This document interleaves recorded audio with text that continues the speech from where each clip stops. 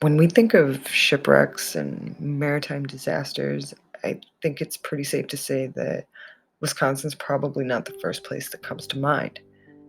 And for most of us, I think our first thought is that of the ocean. Surrounding Wisconsin are some of the Great Lakes, predominantly Lake Michigan, the third largest out of the five.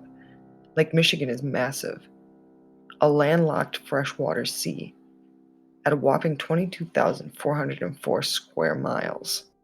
And by all technicality, Lake Huron and Michigan are one unit, so that's pretty big. It should come as no surprise then that there's been a fair share of tragedy on these waters.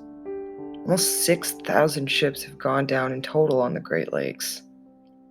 But one particular accident is what this video is about. The horrific sinking of the Niagara. This large 245-foot steamer was dubbed Wisconsin's Titanic. 60 to 70 of its 170 passengers would perish in the unfortunate events that transpired in the fall of 1856.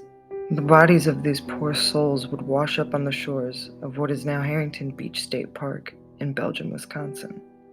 So let's talk about the shipwreck of the Niagara. On September 23rd of that year, the Niagara would venture for Port Washington, Wisconsin from Sheboygan, carrying 170 passengers of mostly German and Scandinavian descent. Most of these immigrants were headed to inland destinations to begin a new life in the still rather new state of the Midwest. Sadly, those dreams would never come to fruition. In the evening, at approximately 6 o'clock p.m., a report of a fire near the engine came through. Though attempts to stop the blazing inferno were made, it was to no avail, as it quickly engulfed its surroundings. Smoke was billowing from the ship, and the scene would become absolute pandemonium. The engine ceased, and they were now stranded on the unforgiving Lake Michigan. Now, at this time, the ship had almost made it to its destination, and it was also shockingly close to the shoreline, only a few miles, in fact. However, if you are familiar with large bodies of water, then you will know there's basically a death zone in such treacherous places. Just between the open sea and the shore, you're so close to the land, yet so far. Deadly riptides are also frequent in these areas. Just imagine the scene: almost 200 men, women, and children frantically trying to board the lifeboats, causing some to capsize. And all the while, the fire consumed everything. People jumped, plunging into the icy black churning waters. Now remember, September in Wisconsin, and on Lake Michigan no less, is considerably chilly at this time of year. The currents were dragging people every which way. Futile in fighting the vicious waves, they succumbed to its ferocity. Rescuers would make their way, where a little more than half of the people on board were saved. Even a U.S. Congressman, former U.S. Congressman, John B. Macy, passed away.